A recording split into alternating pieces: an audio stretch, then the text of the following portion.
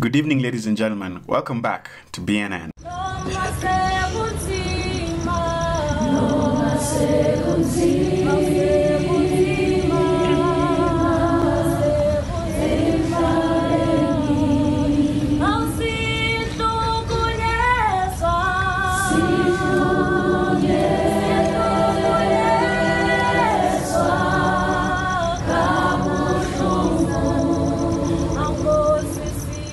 So it saddens me to report that there have been a lot of killings in South Africa, mainly due to xenophobia, and it's been a very hard week for South Africa. A lot of killings, rapings, and this is going to be a very polarizing story, but I will try my best to cover all sides of the story and be fair. And as the xenophobia attacks are going on in South Africa, I just wanted to say that South Africa is also mourning the death of a young girl, Uyinene, who was raped and killed while she was at the post office by a government employee. I will link the story in the description. So even as the mainstream media is trying to convince you that South Africa is up in flames and in chaos, I just wanted to put it out there that there are South Africans who are coming together to mourn this young girl and get her justice. And I can show you guys of the memorials they're holding for her. It's so beautiful.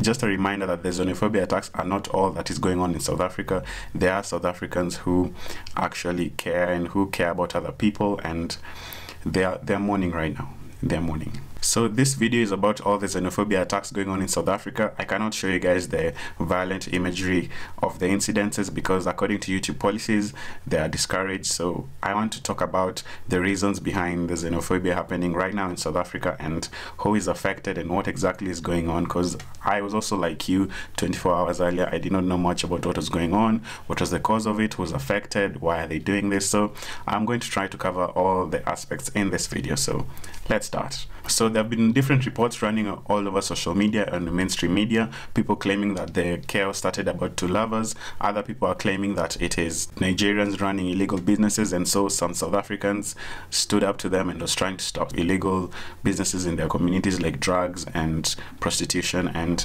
someone got killed. So there are very sketchy reports running around, and I guess since this incident broke out, there have been a lot of fires happening in South Africa with a lot of foreign businesses being touched and a lot of car dealerships, small businesses, grocery stores, and there have been a few South African owned businesses being put aflame, and just because chaos brings to more chaos and chaos. So as the attack started, an audio clip rose on social media. There was a man saying he's a drug dealer and saying he was in South Africa to rape and prostitute all the women and use and ruin the country, and here's the clip right now. You guys, we're gonna take your ladies, we're gonna sleep with them as we always do, we're gonna make them prostitutes, we're gonna sell drugs. Myself, I'm the first drug seller. I'm a drug dealer. I deal with drugs and I don't mind. You know, we're gonna do this in this country and we're gonna get all the money that we want and we're gonna fuck your country. See how we are fucking it, how dirty it is. Yes, I'm gonna continue selling drugs. I'm gonna continue to do whatever I want to do. Stupid guys. I tried looking for this account on Instagram, but it does not exist. Other users commented on the story in their tweets, and I can read some for you. After listening to this, I actually don't feel sorry for these foreigners. Enough is enough. They must go.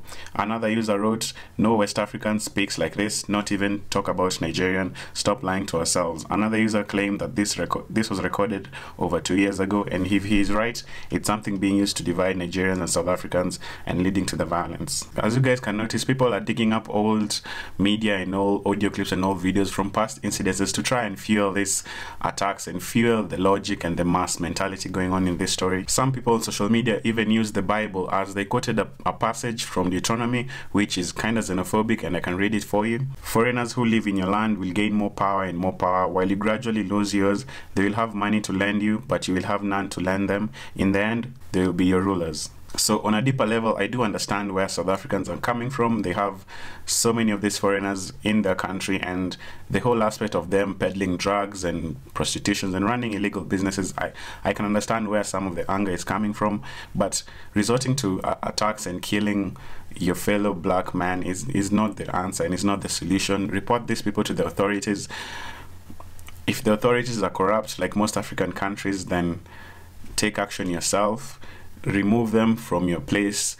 Keep your children away from this drugs and prostitution. Like, there are more solutions than actually just killing them. There were some experts who chimed in on why South Africa has xenophobia. One expert in particular is Professor Israel, who got on KTN News to talk about how and the history of xenophobia in South Africa, and here's the clip right now. Let's start with the history. Where did xenophobia begin from? Because to be fair, yes, xenophobia in South Africa is not something new. It's something that, and it comes in waves. Maybe now because they're approaching elections, but what is the history? Xenophobia in South Africa is as old as that country.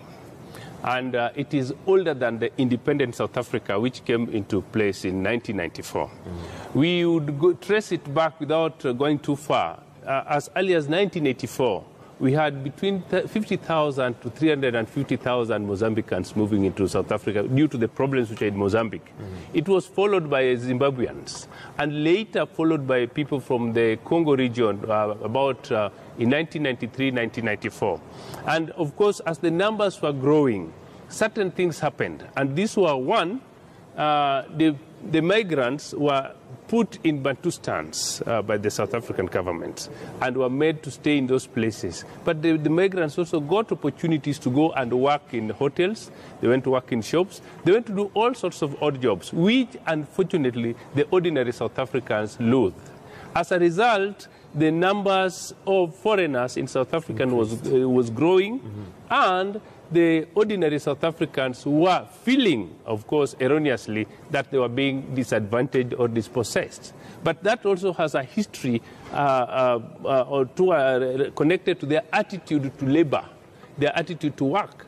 Ordinary South Africans look at work as punitive. They would not want to work. If you ask them to work in the farms, they associate it to the era of apartheid. Yes. If you ask them to work in shops and places, they associate it with it's something less for them. So that is part of the problem. Again, the history of the African National Congress is also here, because the ANC over the years was a communist party, and it promised South Africans a lot of things. Now, come independence, none of those were delivered. Now the people have been asking for jobs. The people have been asking for better life. What then does the political class offer? They point fingers, and they point fingers to these people. The Daily Show host Trevor Noah also chimed in with his own opinions about this whole ordeal, and his opinion make a lot of sense. They support a lot of what Professor Israel had to say, and I can read for you his statement. Your anger and outrage is misplaced. African immigrants don't own lands, they don't run companies, they don't own mining companies, they don't operate trophy hunting companies, they do not ship out capital to European banks. Noah said. The talk show host pointed out that there are 2.3 million immigrants living in South Africa. A majority of this includes Africans, Chinese, Bangladeshi, Indians, Middle Easterners, and Europeans who are not born in South Africa. He said out of this number, only 1.6 are Africans. He was quick to add that the 1.6 million Africans mostly run small shops, vending and service industry, etc., or hold small or mid-management level jobs, and that they may lay claim to less than 0.000001% of the wealth in South Africa. On the other hand, Noah argued white people in South Africa make up about 8.7% of the population, and they control over 85% of wealth. Although there are increases in black CEOs and managers, they are mere servants and just there as optical presentations. Noah pointed out that there are over 6,000 European families who own over 85% of agricultural lands in South Africa. So when I hear South Africans claiming that other Africans are competing with them on dwindling scarce resources, I say that your anger and outrage is misplaced. I don't see fellow Africans as a competitor, but a fellow compatriot who is struggling to feed his family and have some comfort in this short lifetime. If you feel undeserved in wealth distribution, please research again who controls that wealth, and it has nothing to do with some Nigerian, Zimbabwean, or Mozambican working in a restaurant, or an Ethiopian running a small shop, or a Ghanaian mechanic working hard in the sun. The government of South Africa has been very silent on the issue, and I found a tweet by a user on Twitter reporting on something the Deputy Minister of Police said in an interview. The question arises, and we must investigate also what is the law of South Africa says. How can a city in South Africa be 80% foreign nationals? That is dangerous.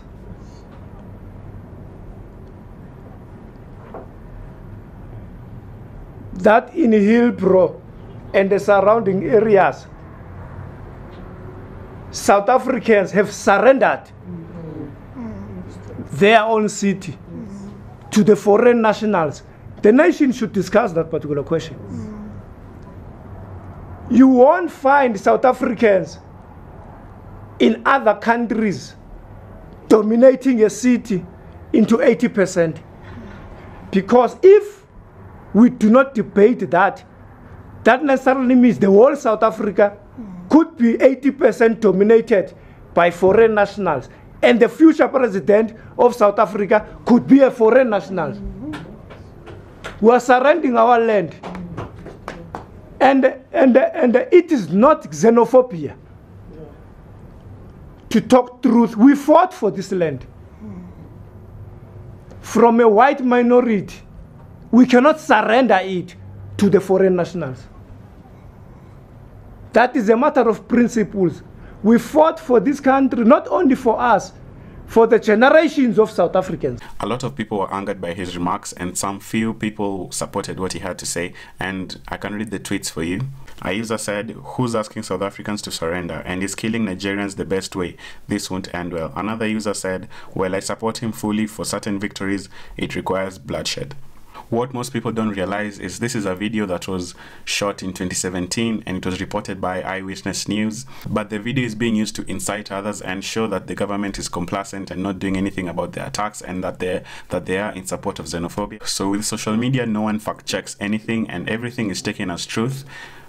People are rioting in Nigeria and they are fighting South African businesses over things like, or statements like this, which are being made in social media, and convincing the mass number of people that their brethren in South Africa are being killed and the government does not care. The government of South Africa was very quiet on this issue as it began and erupted, but a few key politicians spoke up about it, and I can quote a few here. The South Africa High Commission to Nigeria denied the claims that the attacks were due to xenophobia, claiming that they were just sporadic attacks, and his justification was that also South African businesses were being affected by these attacks, and that is no excuse. When chaos erupts, everyone loses, everyone is affected, so that is not a good justification. The president of South Africa was also very quiet on the matter, but after some public pressure, he did speak out and gave a statement, and here's what he had to say. Now, I'd like to condemn the violence that has been spreading around a number of provinces in our country in the strongest terms. The attacks on people who run businesses from foreign nationals is something that's totally unacceptable. It's something that we cannot allow to happen in South Africa, where people who are running their own businesses are attacked and their businesses are destroyed through looting and being firebombed, something that is completely against the ethos that we as South Africans espouse. And there can be no justification whatsoever about what people are having a grievance over, that they should go out and attack people from other countries. Because when they do so here, they should also know that fellow South Africans will be attacked in other countries. We are a country that is completely committed against xenophobia.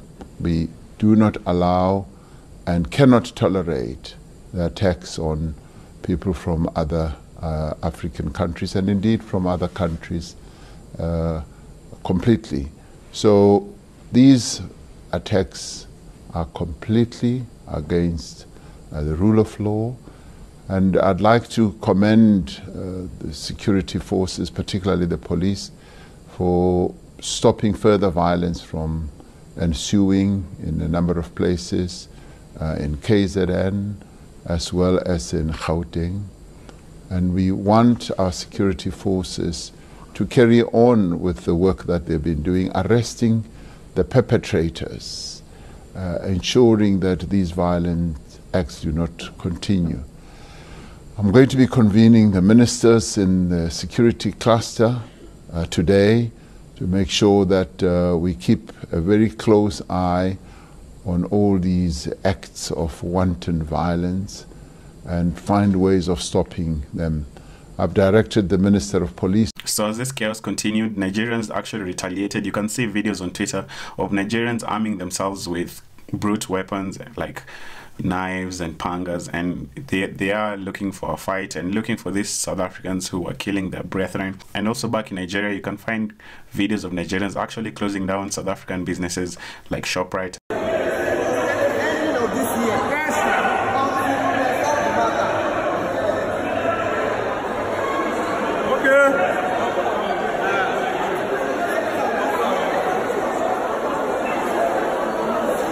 We are able to shut fucking ShopRite down, motherfucking people. We will send you packing. We will send you packing. I want to end this video by urging both sides to stop the violence. Courtesy of South Africans, we are not here courtesy of anyone. When South African needed the assistance of Africa, they were all assisted. I mentioned an interview this morning. When Nigeria attained independence, under the first Prime Minister, Alhaji Sir, Abu Bakr Tafawa Balewa, they give them the support they needed. Ghana, the first country independent, they give them the support. Mandela was trained to use a gun by an Ethiopian, Colonel Tesfaye Birru. We must all know the right. It is the Morocco that economically supported them with money. The Zimbabwean, the Mozambican, the Zambian, all frontier countries suffered because they harbored South Africans. We are not foreigners in an African land. We can never be foreigner in our own land. Today, South Africa have invested hugely in Nigeria, in Ghana, in Sierra Leone, in Kenya, all over. MTN is everywhere. ShopRite is everywhere. MultiChoice is everywhere. We are not attacking them. Why are they not attacking us? Ask them. Not all Nigerians are drug dealers. Not all Mozambican are bad. Not all Zimbabwean are car hijackers. Somalis, Ethiopian, Bangladesh, Pakistani run decent business. Yes. But every day they are under constant intimidation, interference and harassment of their business. Yes. Every second day, yes. As the chairman of the Somali board, we bury one Somali national. The same with Ethiopia, same with Bangladesh. Please forget the ethnic divisions. It is God that made you Hadia. It is the same God that made me Somali. It is the same God that made you an Igbo. And it is not actually our calling, it's not our choice. But we are African. Yes. Yes. And African we must stand. Please don't run away from Tokombis. Let's defend what we have got right for. I'll hand over to Brother Musa. I also understand that it's not all South Africans that think the same way, but the media is being portrayed to put South Africans in a bad light. And I'm pretty confident that it's just a few people in there, some criminal elements that are causing all this chaos, and a normal South African who is rational and reasonable would not stoop this low to killing their own brothers and sisters, because we all black, we all African. So anyway, that's all from me, guys. I'll see you guys in the next one. Bye.